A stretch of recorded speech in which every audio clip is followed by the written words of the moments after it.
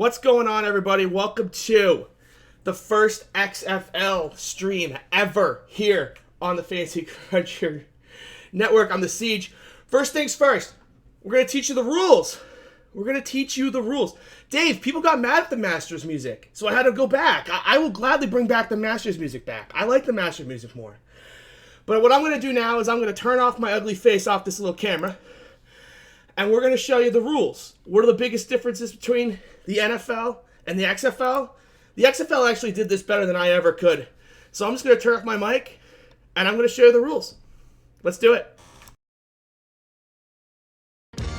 This is the XFL Kickoff.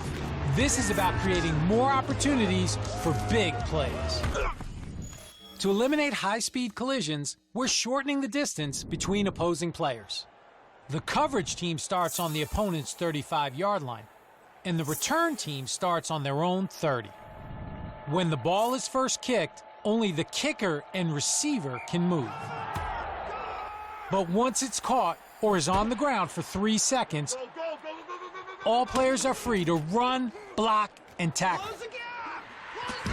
We're giving players and coaches the chance to create kickoff excitement. This is the XFL double forward pass. This is about offensive creativity. Typically in football, only one forward pass is allowed. So if you want to try one of those tricky double passes, that first pass has to be a lateral, and those are risky. Not in the XFL. In our game, 2 forward passes are allowed as long as the ball doesn't cross the line of scrimmage until that second pass. So the game speeds up and the playbook opens wide up, creating exciting and unique opportunities for dual threat players. This is the XFL point after touchdown. This is about raising the stakes and stepping up the strategy. In the XFL, the scoring team has 3 different point after touchdown options, and none of them involve a kicker. The first option is an offensive play from the 2-yard line worth 1 point. The second is a play from the 5-yard line worth 2 points. And the third is an aggressive play from the 10 that earns 3 points. The scoring team's offense only gets 1 chance to convert whatever option they choose. And if they fail to convert, they get nothing. And the defense can score too. If they get a turnover and return it to the opposite end zone, they get the same amount of points the offense was attempting. That's free, baby, that's free! So now there are more chances for teams to come back, and no lead is ever really safe. This is the XFL punt. This is about coaches thinking twice about punting or going for it on 4th down. In the XFL, if a punt goes into the end zone, the receiving team gets the ball on their 35. And forget about coffin corner kicks. Punts that travel out of bounds are placed at the 35 too, or where the ball left the field, whichever is better for the receiving team. Plus, the punting team can't cross the line of scrimmage until the ball is kicked. So the receiving team is less likely to call for a fair catch and more likely to return it. We're making the punt more about coaches going for it on 4th down. So get ready to get loud, because a crazy return or 4th down conversion could be coming up. This is the XFL Overtime. This is about edge-of-your-seat, game-ending action. There's no coin toss, no one-possession wins, and no ties. Instead, XFL Overtime is a shootout. So the best players on both sides always determine who wins the game. Each offense gets up to 5 one-play possessions to score from the 5-yard line. Teams get 2 points for each successful conversion. Teams alternate plays until one team is mathematically eliminated.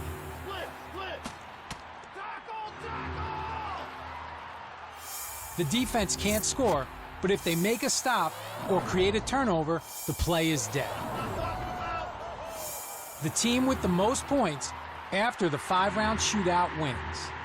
If it's tied after 5 rounds, then things go to single rounds until one team scores and the other doesn't. Because this is winner-take-all kind of football. This is for the love of football. This is the XFL. For the best access.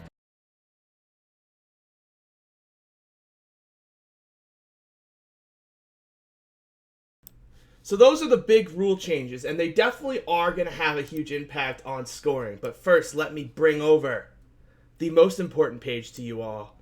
Ta-da! It is Fantasy Cruncher, and it is the XFL. Oh, I have to actually delete my custom projections. I was playing around with this last night. I need to delete these bad boys. Actions, remove my projections. Those aren't actually my projections. I was just toying around with just kind of how different scoring setups would work. So we've got XFL here. It's a little big for my screen, so I normally don't use these pages over here. But as you can see, we've got everything you normally would inside of Fantasy Cruncher. You got the games. We got the totals. We got totals. So we got those as well. Those just came out this afternoon from Circa. I'm really glad I didn't do this at 3 p.m. We got a lot of new information in the last few hours. So we've got totals. So we've got projections inside of Fantasy Cruncher, and this will be live tonight for you guys to purchase or including or be added to your all access. We're going to have this up here just a little bit. Dave has been working day in and night out, and when I mean night out, I mean that guy has been working his ass off to get this up for you guys. So a couple $100,000 in contests on both sites. We'll be ready to go on both sites.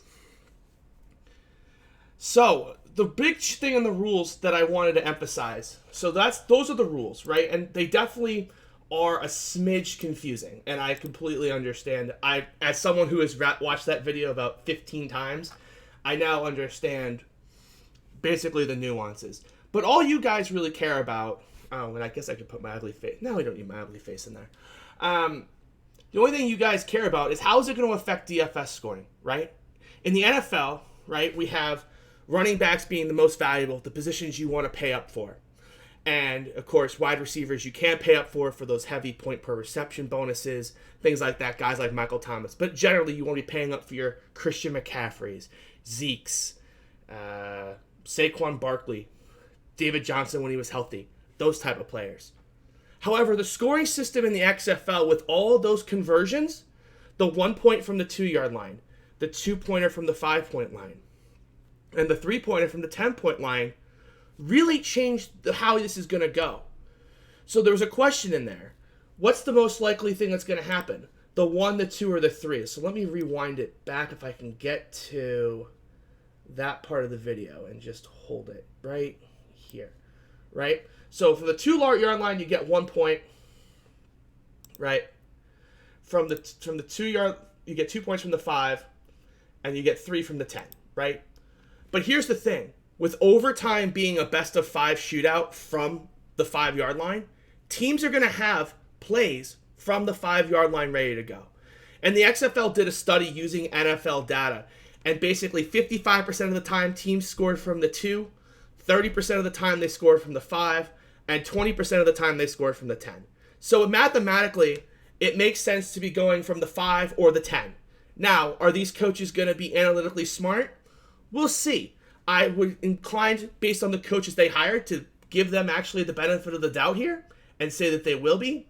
But that certainly is something to be considered. But remember now, right? Passing touchdowns are worth 4 points, rushing are worth 6. But each conversion, pass or receiving, is worth 2. So let's just say Landry Jones throws it to Jeff Badette from the 5-yard line. Landry Jones gets 2 points for that conversion, and so does Jeff Badette. How many running plays are there really going to be from the 5-yard line? So think about it this way, right? Let's just say you've got Landry Jones week 1, if he plays, but I'm going to go with Landry Jones. I think that's the most universally held name. He rushes in for a touchdown for 6 points. Then he throws it to Jeff Badette from the 5. Now he's gotten 8 points from that one touchdown. So touchdowns are worth way more for receivers in terms of these passing receptions than they have ever been. Because you can catch a touchdown at 6, you catch a 2-pointer, it's another 2, that's 8. You know, so the wide receiver scores are going to be higher than you would get in the NFL due to these conversion attempts. So that's the first thing I want to point out, is that I think DraftKings actually, in their wisdom, priced it pretty darn good based on who they thought the starters were going to be. And they priced the expensive wide receivers up. I expect in week 1, people are going to try to pay down for the value at wide receiver because there is plenty of it. But there are a couple stud receivers that could go out there, catch 2 touchdowns, a conversion, with that point per reception and a 100-yard bonus, and start racking up some big scores pretty quickly. So that's the one big scoring difference that we have between the NFL and the XFL. On the top of it in your face, you wouldn't think it makes a big deal, but it's going to add points to quarterbacks and wide receivers and take them away relatively to running backs. So, obviously, the next important question at this point is, well, first of all, if you have any questions, feel free to drop them in the chat. In OTs, do the scores count as touchdowns? No, they count as 2-point conversions, right? So they will get 2-point conversions as well, right? So they'll be counted as like the passing and the receiving for each 2-point conversion. So think of it as like college overtime. If you guys played college football DFS, similar idea where those touchdowns and scores can really add up. They'll add up here as well if your team goes to overtime. Now, with the 1-2 and the 3-pointer, how many games are really going to go to overtime? Who knows, right? Who knows? That's one of the few things I think that no one actually knows. Because, for example, right, if you have a 30% chance to tie the game from the 5 or a 20% chance to win the game from the 10, mathematically, you should try to go win the game from the 10, right? So I'm not really sure how many games are really going to get to overtime. The way they've done the scoring on these tries really makes it suboptimal at any point to go for overtime. FC should be live soon, so I've got a little bit of a little advanced peek here at it behind the hood. This should be up at some point in the next couple hours. Tonight. I don't let me put words in Dave's mouth. Tonight. It will be up tonight. So it will be up tonight. So I'm going 100 miles an hour. So if you guys need me to stop or slow down or repeat something, let me know. I've been amped up for this show for about 10 to 14 days. I've been ready to go for XFL. So I'm super hyped. So if I'm coming across super fast or super quick, I'm happy to repeat something for you, because I'm sure if you want something repeated, 1,900 other people, okay, not 1,900 other people, maybe some of the other 40 that we got live right now, and certainly some on demand, are going to get something repeated. How much should we lean on projection systems when making lineups the first week? So projection systems like Fantasy Cruncher, in terms of lineup optimizers, are still going to be really valuable when it helps the correlation, how you want to build your lineups. So let's just say you want to have a quarterback with 2 receivers and 1 run back on every team. That will be a super help. I spent a lot of time with James. Well, let me phrase that. James spent a lot of time. I kind of helped him at the very end with these first set of projections that are live. They are our combined best effort at it. This is a brand new sport. We didn't even have totals until 2 hours ago. David asked for them 2 hours ago, and I'm like, they don't exist. And then I found out like 30 minutes later they actually did exist. They had just come out. So like, this is up to the date. And if you'd asked me during 3 p.m. if there were totals, I would have told you no. Right? So these are our best cracks at it. But that's also why I want to spend the time talking about like how I systematically think the game is going to be played in terms of fantasy scoring, to kind of help you guys when it comes to building out those teams. Well, first of all, Bama, everyone's an XFL newbie. 0 people have played XFL DFS before. So good news. Like, everyone's in the same boat, right? I've read descriptions off of the scrimmages, which were not preseason games, they were scrimmages. The XFL made it quite clear to mention that they are scrimmages. But I think we kind of got a good sense of the offensives being run. The XFL wants this league to be exciting, right?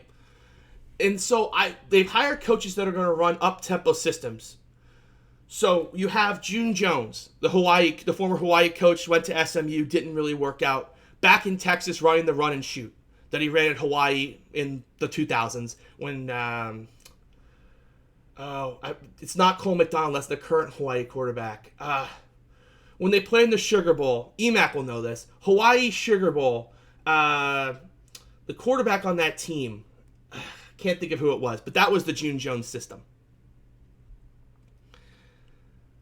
I think that this is going to be run and gun offenses for everyone. I don't think, other than Seattle under Jim Zorn, who has the longest shots to win, I think every team's going to run some version of an air raid. That's the way that the depth charts look. That's the way the previews work. Even St. Louis, who has a former Cincinnati Bengals assistant and the longtime Iowa offensive coordinator, there's quotes from Jordan Tamu saying they're running an air raid shotgun system. So I think everyone, Colt Brennan, thank you. Colt Brennan, thank you guys in the chat. It was going to really bug me. That was the Hawaii quarterback. So right now the way the rankings are set up is they're ranked basically in order of coaching experience running up-tempo offenses. So if I was to pull up the XFL betting odds,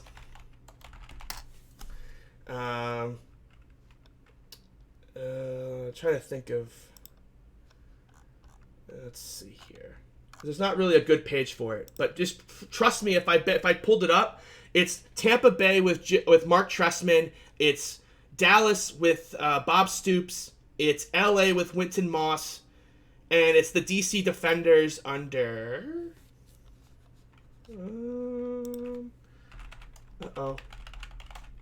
Pep Hamilton. Pep Hamilton is running the DC Defenders.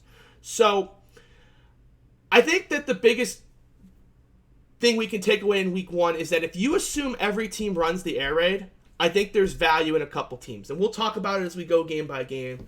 But I'm operating under the assumption that everyone's running a shotgun, pass-heavy air raid. The team that's most likely to come out of nowhere and run something different is St. Louis. So you'll hear me talk a lot about the St. Louis Battlehawks when we get to that game towards the end. I'm running my analysis as if they're running an air raid. I'm going to take Jordan Tamu at his word that that's what they're running. But if they don't, it looks different. And I've went through all the training camp logs and the preseason game logs and the photos. Sure looked like they were throwing the football all the time. So, sounds like Big 12. It's going to be a modified Big 12. I think modified Big 12 is fair. I think these teams will play some defense because they drafted knowing... You could see the way the teams drafted, too, that they were definitely expecting to have to play three corners a lot. And so corners in that round of the draft went super early. Most teams are running 4-2s, or one team's running a 3-4, but they have a bunch of basically outside linebackers that you could call safeties. So you're basically looking at kind of... A lot of teams are kind of running West Virginia 3-3-5, but they're not really calling it 3-3-5. They're playing that kind of many defensive backs on the field. Okay, so I kind of want to then start with, we'll just kind of go in order, and obviously I think that, it'll kind of be clear where I'm ending up with certain players, but if you have any questions, of course, feel free to ask. So we'll start with the first game, which is Seattle at DC, and I have to be honest, could you put a defense in the flex? I don't think you can put a defense in the flex, can you? I don't think you can. And if you could, I certainly wouldn't. I don't think there's going to be that many turnovers. So, okay. So this is actually the game I think is going to be the most boring on the slate. Seattle is the one team in camp that has been pretty bad. From all indications is that they've been pretty bad. They went with Brandon Silvers, the former Troy quarterback, over BJ Daniels. I don't know how long that's going to honestly last. From most of the camp reports, it looked like Daniels was outperforming Silvers. Their running back situation, they used their first two skill round picks on Trey Williams and Kenneth Farrell. And when their depth chart came out this afternoon, they had Traquan Gardner as the starter. I don't think that's going to last much longer. But I think it's going to be a three-way timeshare in this first game, which kind of really, just considering how bad running backs are, I kind of think you can eliminate them all. Now, if you want to save money with Gardner, I could see it. There's another value play available on the slate at the running back position, so you don't really have to use the guy in the three-way timeshare, but you certainly could if you want. DC running with Jarrell Presley and Donfrell Pumphrey. Pumphrey, of course, the former San Diego State player, had a cup of coffee with the Philadelphia Eagles. I think Presley's going to get this workload about 70-30 based off what they've been doing in camp. I think Presley is one of the better options here against a Seattle team that really I don't think is going to be able to move the ball a whole lot. DC's running Cardale Jones. He's 10-2. He's one of the most expensive quarterbacks on the slate this week. He's right behind Josh Johnson, the former Redskins quarterback, and 19 other NFL teams. I think he's a good option this week, but if they get in front, I do kind of worry that this is a team that just might pound the rock. They have two of the better running backs in the XFL in Presley and Pumphrey. So that's why when I say this first game might be the most boring of the weekend, I fear this is the game that's going to have the most running in it.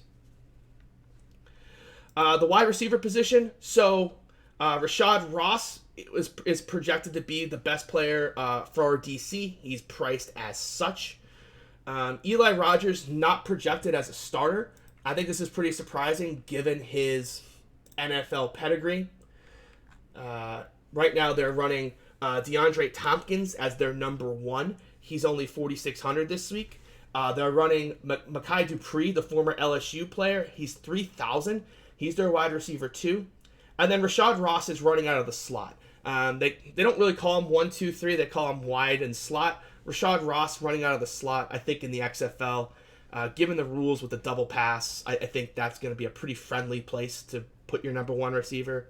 So I don't really have a whole lot of concern there on Rashad Ross, but I did want to point out that he's listed as technically the slot / number 3. There's no tight end position here for in the first iteration of XFL Daily Fantasy, so we don't really need to worry about those type of players. For Seattle, I mean, it's really tough for me. Keenan Reynolds, the former Navy option quarterback. Look, with the double forward pass, there are things they can do. So I don't think they mentioned that in the video, but I wasn't paying attention to it. But you can throw 2 forward passes in the XFL as long as the first one is behind the line of scrimmage. So not like behind backwards, but like behind the actual line of scrimmage. So you can throw it forward to someone in front of the quarterback, but as long as they're behind the line of scrimmage, they can throw it again. I know how FanDuel is scoring that. They're scoring that as if the first guy catches it and attempts to throw, that the first catch never happened. I'm assuming Draftkings will be doing as such, but I can't say I've spent the time to go confirm that. But Keenan Reynolds is probably their best go-to player here in terms of skill players. He's got option. He's ran the option. He could have a red zone package as well in a hypothetical world. So Keenan Reynolds, 8,100. He's really the only Seattle player I have much interest in here. This is just an offense that really never got it going in camp. Then they made a surprising quarterback decision. They lost 16-21 in their scrimmage to this DC team. Every team in their final scrimmage played their week 1 opponent, which is kind of helpful, but in certain situations maybe could get us in a little bit of trouble if we start trying to count those scrimmages as if they were preseason games.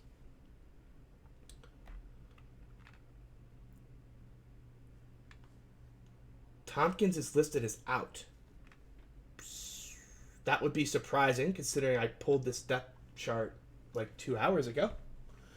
Not saying it's not possible, but I would be pretty surprised if he was actually out. It was inevitable that something was going to have happened that I missed when I was looking through everything, but I'm pretty sure he's still listed as in, because that's a depth chart I pulled today. Let's go to XFL.com. All these depth charts, by the way, are on XFL.com. They popped up this afternoon like 30 minutes before the trade deadline happened, which was not very helpful. DeAndre Tompkins is still listed as the number 1 here, so that's recent news. Okay. I guess maybe that's since they came out with their depth chart this afternoon, that changed. Let me go through my XFL news channel here.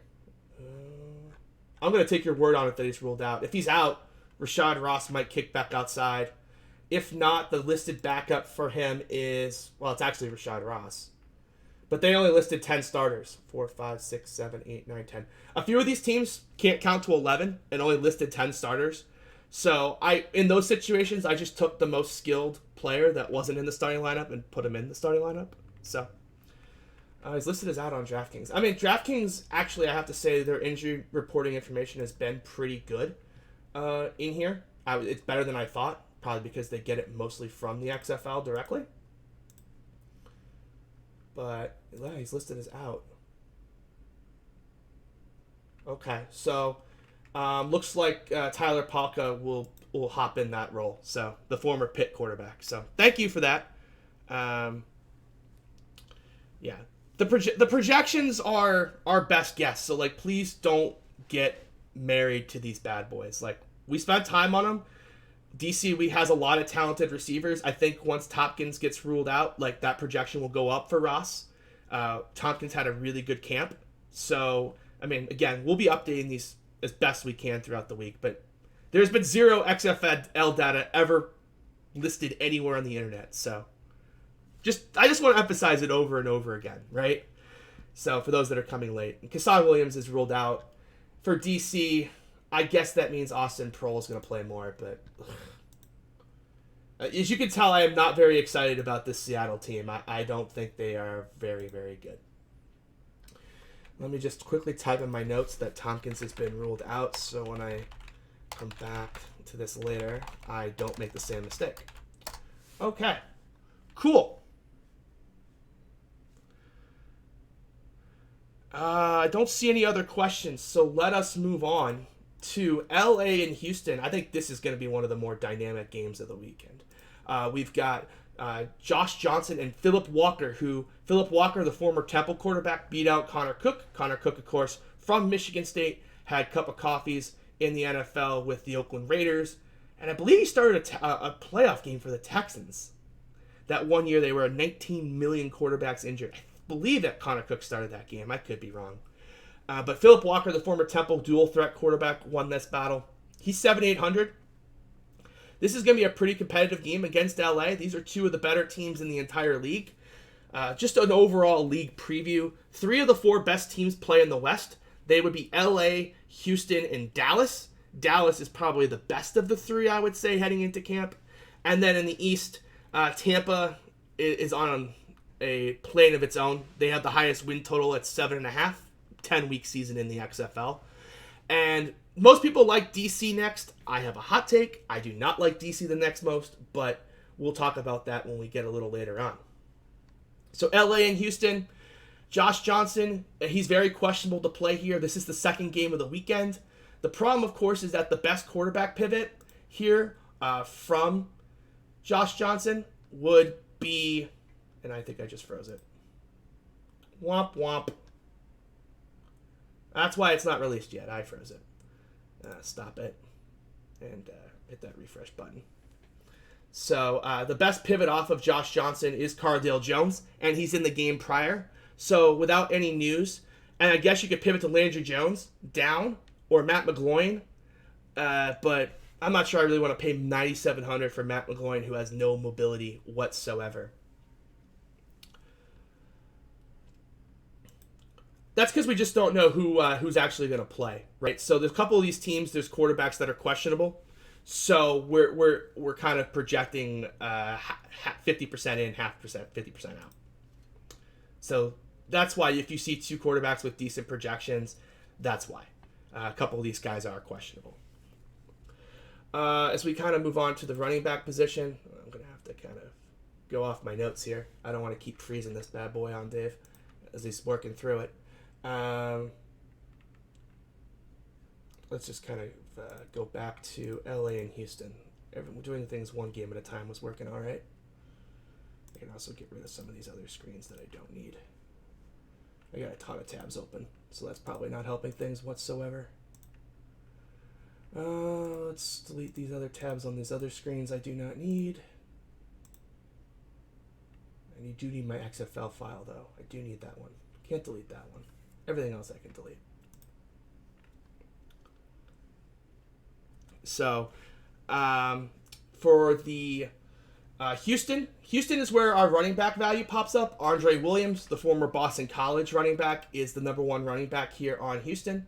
Just a reminder, Houston is running the run and shoot that June Jones ran at Hawaii. So they don't have any tight ends on their roster, and they're starting 4 wide receivers, and they only have 2 running backs on their depth chart. And that's Andre Williams and D'Angelo Henderson, the guy who was a flash in a pan there for a little bit. So how much you want to trust Andre Williams? He's priced basically free. He comes in at, I believe, $3,600. He comes in at $3,800. So he's definitely an option for you. Houston's the presumptive starter for Houston was a guy named Nick Holley. He's a former Kent State quarterback, and he then was listed on the depth chart as the #3 wide receiver. So Houston's clearly playing games with their positional eligibilities here. So that's just something I wanted to point out, is that, a lot of these positions are very flexible, but if you're looking to fade all the running backs, you can play Nick Holley. He's listed at running back. He made the team as a running back, but now is listed as their #3 wide receiver. And then, of course, played quarterback at Penn State, which would help you with that double pass. So, Sammy Coates, the #1 here, played a bunch of seasons in the NFL, on and off rosters. He's one of the better players in the league. He's listed at $9,300.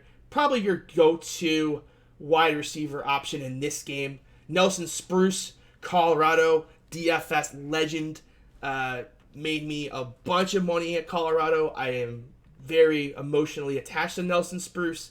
I thought he was going to be a much better player in the league than he ended up being.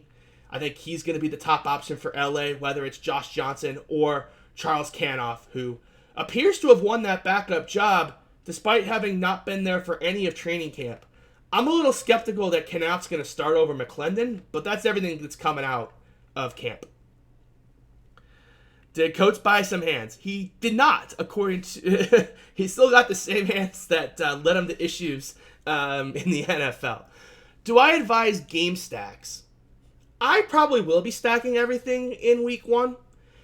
That's just because if one of these games just ends up being faster than the others with all the conversions, I really do think that could win you a tournament. So I'll be running my quarterback with 1 or 2 pass catching options and running it back with at least 1. But again, right, that's just my opinion. If someone else had a really good argument to say something completely opposite, I would certainly be open to it. But I think that the odds that one of these games just turns into a shootout week 1 feels pretty high. So I will be stacking most of my teams. Trey McBride, obviously a guy who's had a lot of buzz in camp. He's hurt right now. He's questionable with a thigh injury. He's listed as a backup on the depth chart, which I think kind of gives us an indication that he's not going to be able to go. Jordan Smallwood, he's $3,000. He'll take over that starting role as the kind of outside receiver next to Nelson Spruce. Running back here is Elijah Hood, the former UNC running back.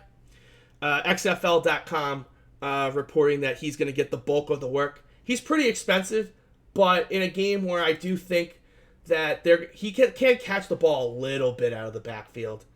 So I don't mind going to him. He's $7,500. He's a little cheaper than like the expensive backs in Presley, and Christine Michael is in the league. We'll talk about Christine Michael when we get to St. Louis. I think that's everything I wanted to mention in this game. I think this is going to be one of the more competitive games of the weekend. I think this is the game, if you had to ask me which one turns into a shootout, I think this one would be co-favorites with the St. Louis-Dallas game in terms of games that I think will shoot out. Will there be XFL content on Fantasy Cruncher to read up on? There will be. I wrote a primer article for Fantasy Cruncher. It will be up when we launch XFL. So when that goes live, we'll be launching that article as well. Do we know if they have to list the reports like NFL 1.5 hours before the game? I don't have a single clue. That is a very good question. I haven't seen or heard anything like that. So I don't know.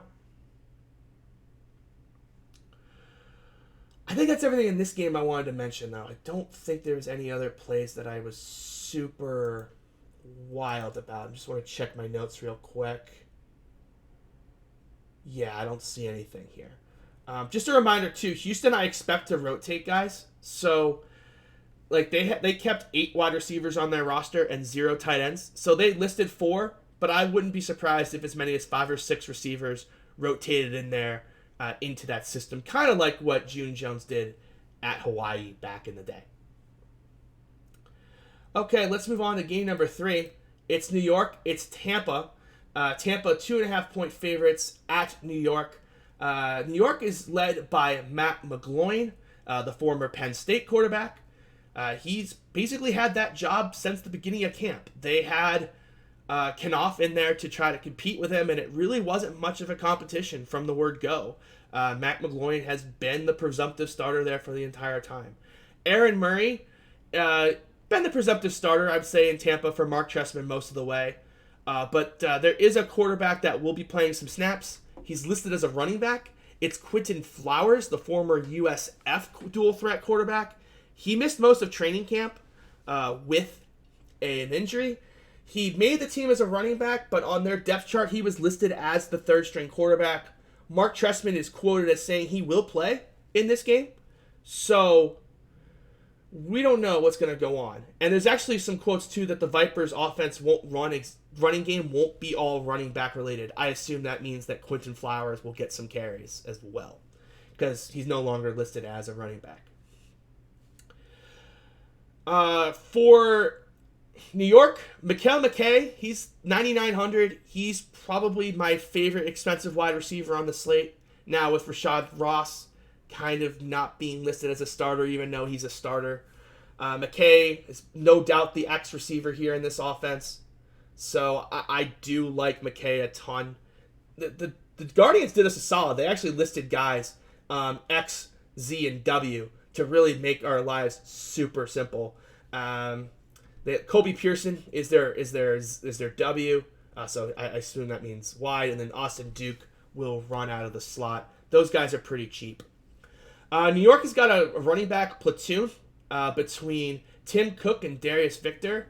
I think the few XFL media members that there are thought that Darius Victor was going to win that job, and I honestly think after reading the previews, I would have came to that same conclusion.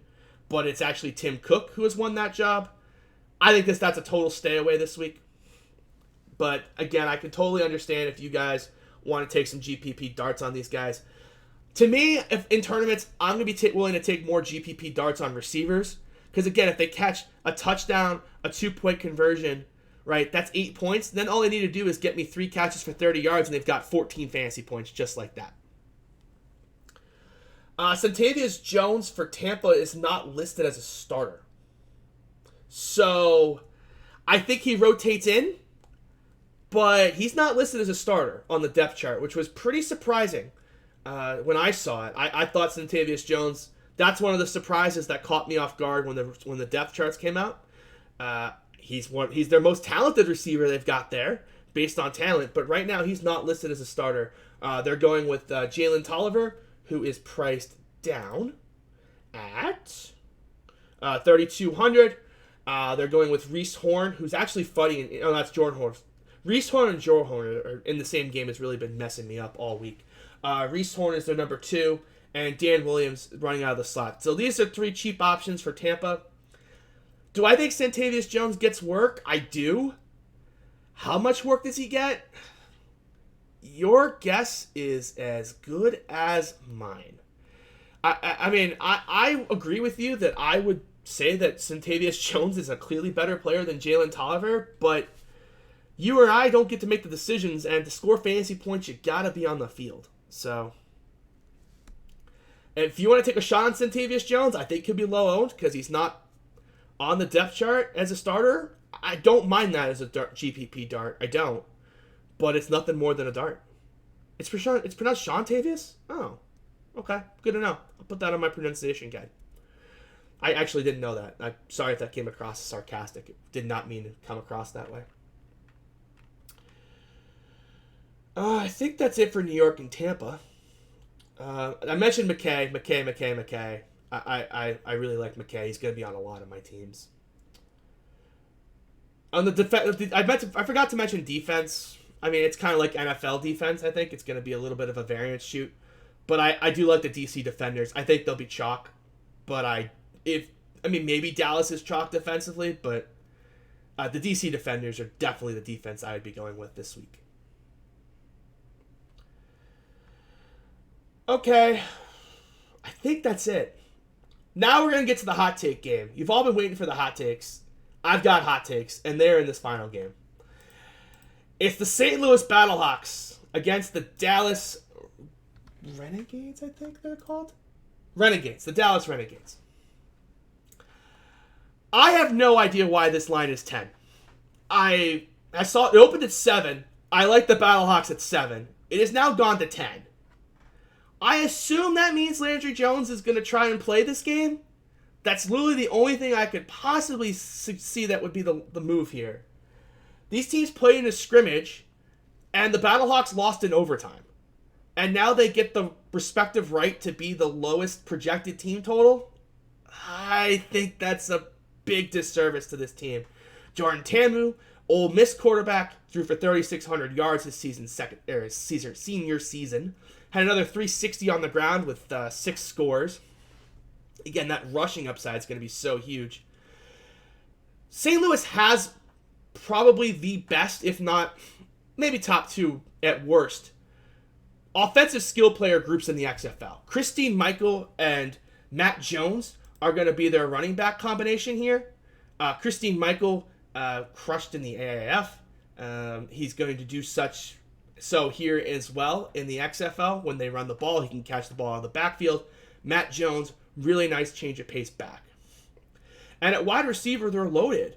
Like Keith Mumphrey, their presumptive number 1 receiver, is listed as number 4 on the depth chart. DeMonre Pearson L is listed as the slot guy, and they're going to run with where is he? LaDainian Washington on the outside. One of my favorite sleepers, and if James would tell you, when the depth chart came out for the Battlehawk this afternoon, I was very, very, very mad that Alonzo Russell was listed as the number 3 over Keith Mumphrey.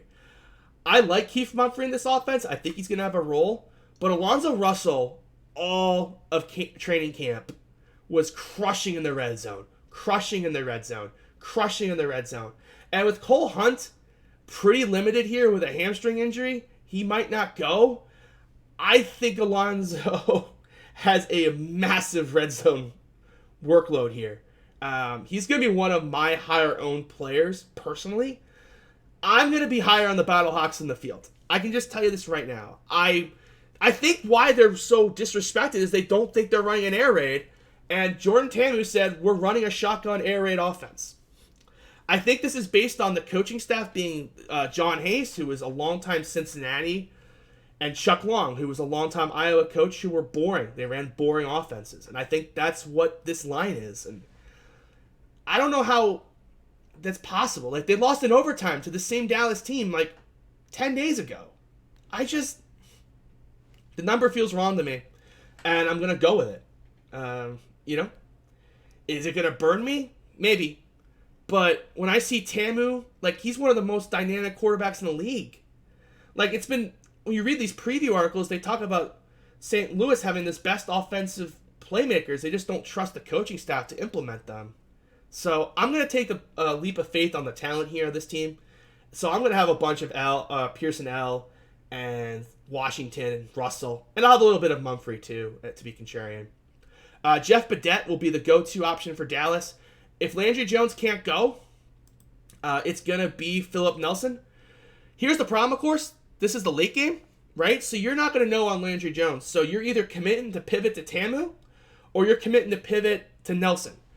I don't think either one's necessarily a terrible idea to make that pivot decision to. I just pointing out that if you go ahead and want to play Landry Jones and try to get that low ownership, you know, you're not going to have a bunch of options to pivot to. You're going to be stuck in this game.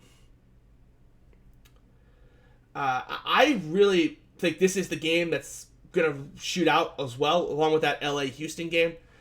So Badette for Dallas is listed as a starter. The other starters, Flynn Nagel and Freddie Martino. Jazz Ferguson is on Dallas. He's listed as a backup. I think that has to do with his hand injury that he suffered. He's very questionable. If Jazz Ferguson was to be active, I would certainly try to get some. He's a former 5-star recruit. He's the Seattle Seahawks preseason darling. People were surprised when he didn't make that team. So he's got a lot of talent for the XFL. I don't know if he's going to be a backup when healthy, but I just wanted to point out that if he was to shockingly play, I think he would be above Freddie Martino in the pecking order. But right now, it's listed as Badette, Nagel, and Martino for what it's worth. Bidet. I do need a pronunciation guide. I got to admit. I don't have my pronunciation guide going. I don't know where my... Oh, that's good. 2 of my new emoticons are up. I think I'm capped at 4 spots, though. Or I might have posted those as the days after. My Red Sox Mookie one doesn't work anymore. Well, that's really sad. I forgot I had a Mookie freaking Red Sox emoticon, and now he got traded. This sucks. The emote finally gets approved that he's not on the team anymore. I guess he's technically still on there for another 24 hours or so. So that's my XFL preview. I think there's a chance Dallas is the chalk defense. I would highly recommend against it. But, again, maybe there's something that these people know that I don't know. But here, I don't know. So, thanks, Bama Texan, for the 100 bits. I'll stick around and answer some questions. So if you guys have any questions, I'm happy to take them. Whether it be about the league itself, plays, lineup construction, whatever you got, I'll definitely answer. Elijah Hood chalk, he should be. I think he definitely should be. He is. Let me just pull up my rankings sheet. He's listed as my number 1 overall running back. So like if I was doing a seasonal league, I'd be taking Elijah Hood over Christine Michael. So yeah, I think he should be chalk. He'll be chalk on my teams. Chalk defense. I hope it's Dallas. Like, I hope it's Dallas. I fully expect it to be DC, and I would agree with the assessment of it being DC. I'm hoping people just blindly play the totals and play Dallas over DC defense. I think that's a pretty big mistake. Personal opinion, but like if DC locks it like 22% owned, I'd be, or 22 or like less, I'd be thrilled. Yeah, King Vols, Pharaoh, a surprise non-starter on the Seattle depth chart. Oh, the question, and first for those on YouTube, I should probably read these questions out loud. I was late to the stream. What's your take on Pharaoh? They used 2 skill round picks on 2 running backs, and they didn't start either of them in the first round of the depth chart. I think it's going to be a 3-way timeshare. I think Seattle's going to score the fewest number of points on the weekend. Really tough for me to get to a Seattle running back this week. Kind of a watch and hold. Also, please, don't give up on the XFL if the first game sucks. I firmly believe the first game is going to be the worst game of the weekend by far. So, don't give up on it if you're like, wow, this first game is terrible. I really wish they had, put any of the other games on first. You going to try out any of the Prize Pick XFL props? I can't play Prize Picks in Missouri. Womp, womp. Favorite Chili's entree, a burger. And you know what sounds really good right now? A Chili's burger, I have to admit. But yeah, I think I can go... I'll just go through, who I think the best players in the league are, if this helps. I did a ranking last night before the Jeff charts came out of just, who I would take at each position if I was starting a team tomorrow. So, I would take Landry Jones first at quarterback, Cardale Jones, Jordan Tamu, Matt McGloin, Josh Johnson, PJ Walker, Aaron Murray, and then Brandon Silver's last of Seattle. Top 6 running backs for me would be Elijah Hood, Christine Michael, Cameron Artis-Payne, Andre Williams, Tin Cook, and then Devontae Smith at Tampa. And then my top 8 receivers, Rashad Ross. Actually, I think I'd put Mikael McKay first now if I could do that over again. Mikael McKay, Rashad Ross, Sammy Coates, Jeff Badette, Nelson Spruce, Eli Rogers, Keenan Reynolds. You could argue I should probably put Keenan Reynolds above Eli Rogers. And then Mumphrey from St. Louis. Hey, I'm really glad you guys appreciated the XFL stream. Hopefully that the contests fill on DraftKings and FanDuel this week, and we'll be back next week doing it all over again. I hope so. I think this league's going to be fun. I really do think the league's going to be fun. I think we'll have much more information to work off of next week. It'll be fun. I'm looking forward to it. I really am. Jeff Badette. Ugh. Yeah, pronunciation is English language and me. Nah, we don't go well. But I'll try to remember Jeff Badette, though, as he's going to be on a lot of teams. So, just for those of you that are tuning in late, this stream will be posted on the Fantasy Cruncher YouTube channel as soon as it's done. Wow, okay. It's going to take some time to upload, but it'll be available there. If you are watching on YouTube, please hit that subscribe and like button. And with that, guys, the first XFL stream is done. It's in the books. I'll be in the Fantasy Cruncher Discord channel answering questions all the way through lock tomorrow. So if you got questions, hop on in there. Until next week, good luck, everybody.